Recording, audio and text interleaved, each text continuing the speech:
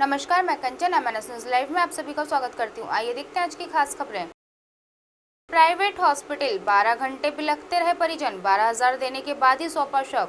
गांधीबाग स्थित कमिया मल्टी स्पेशलिस्टी अस्पताल में 12 वर्षीय विकास सुधाकर राठौड़ की मौत के बाद शव नहीं देने पर बवाल खड़ा हो गया। परिजनों ने बच्चे को उपचार में लापरवाही बरतने का आरोप लगाया। मृत बालक अमरावती का रहने वाला था। उसकी मौत के बाद शव नहीं देने पर परिजन व रिश्तेदार गणेशपेट थाने पहुंचे। पुलिस की मध्यस्थता से विकास का शव परिजनों को सौंपा गया। करीब 12 घंटे बाद 12,000 रुपए दिए जाने के बाद ही शव देने का आरोप पीड़ित परिवार ने लगाया है। परिवार ने कहा कि इस दौरान हम मिन्नतें करते रहे। शर्मसार कर देने वाली इस घटना के बारे में जब अस्पताल का पक्ष जानने के लिए रात को कॉल किया गया, तब अस्पताल के डॉक्टर प्रशांत वानखेड़े ने बात करने से मना कर दिया। हादसे का शिकार हुआ था। सूत्रों से मिली जानकारी से पाथरगांव चांदूर रेलवे अमरावती निवासी उमेश मारुति चौहान गत 6 अक्टूबर को अपने 12 वर्षीय साला विकास सुधाकर राठौर के साथ बाइक पर अमरावती आ रहा था। बाइक बिलगांव के पास फिसल गई। हादसे में विकास के सिर व सीने में चोट लगी। विकास को अमरावती के पंजाब राव देशमुख अस्पताल में प्राथमिक उपचार के लिए भेजा गया।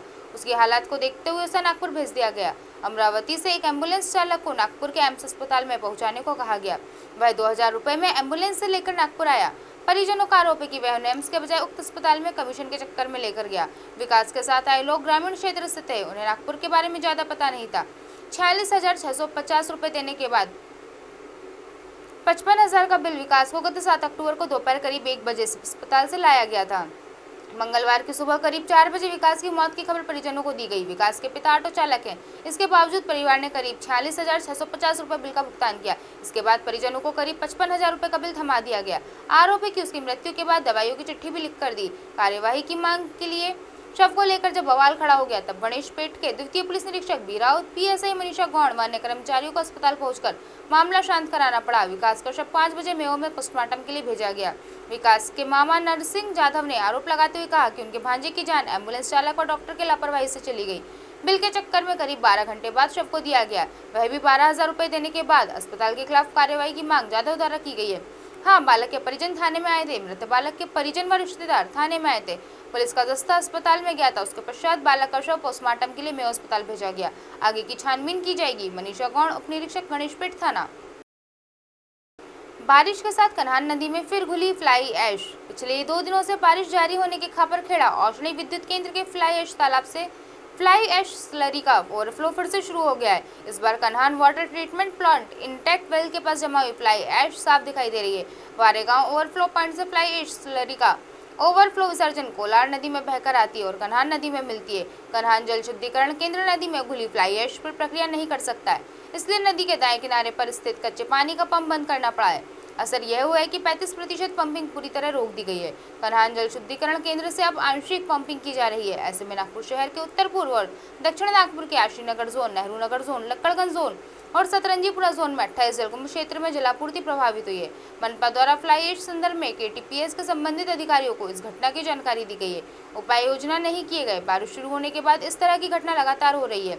जुलाई और अगस्त में खापरखेड़ा औष्णिक विद्युत केंद्र के वारेगांव ओवरफ्लो प्लांट से कई बार फ्लाइंग ऐश बहकर कन्हान नदी में आई, जिस कारण शहर के अनेकों इलाकों में जलापूर्ति का संकट गहराता रहा।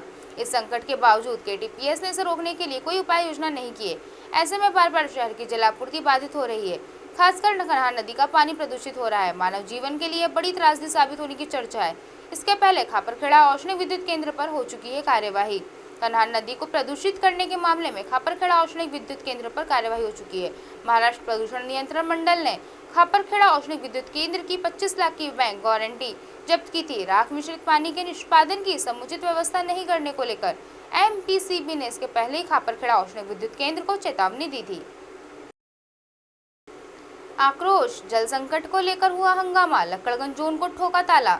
नवेगांव खैरी बांध पानी से लबालब होने के बावजूद शहर में जल संकट का शोर मच रहा है। सत्ता पक्ष यानी भाजपा का आरोप है कि अधिकारी किसी के कहने पर यानी षड्यंत्र के तहत उनके प्रभागों में जानबूझकर पानी की कटौती कर रहे हैं। इसे लेकर भाजपा के पूर्व नगर सेवक बाल्या बोरकर ने नेतृत्व में कार्यकर्ताओं ने लक्कड़गंज जोन पर जोरदार हंगामा करते हुए जोन के प्रवेश द्वार पर ताला लगा दिया।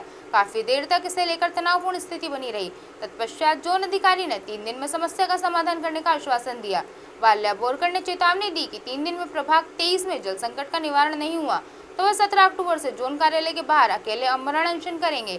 पहले नहीं थी समस्या। लकड़गंज जोन के जिस प्रभाग में पानी समस्या को लेकर हंगामा हुआ है, वहां भीषण गर्मी में भी पर्याप्त पानी मिलने की जानकारी है। चर्चा है कि जोन में कुछ अधिकारियों के तबादले होने के बाद से पानी की समस्याएं विकराल बन गई हैं। 1-1.5 महीने से जल संकट है। समस्या से अवगत कराने के बावजूद कोई समाधान नहीं निकला। ऐसे में अब भाजपा पदाधिकारियों को षड्यंत्र रचे जाने की आशंका है। भाजपा महामंत्री व पूर्व नगर सेवक बाल्या बोरकर ने सीधे षड्यंत्र का आरोप लगाया। अब आप हमारे चैनल को आपके मोबाइल पर भी देख सकते हैं। मोबाइल ऐप पर देखने के लिए प्ले स्टोर से MNS news TV app download करें। Insta link, Twitter, Hike, Facebook और कई सोशल मीडिया के प्लेटफॉर्म पर हमारा चैनल उपलब्ध है। आप इसे यूट्यूब पर भी देख सकते हैं। आप हमारे चैनल को लाइव भी देख सकते हैं www.mnsnewstv.com पर। फिलहाल वक्त चला है दर्शकों ब्रेक का। ब्रेक से लौटने के बाद देखिए देश दुनिया की तमाम खबरें। बने रहिए MNS न्यूज़ पर। नमस्कार।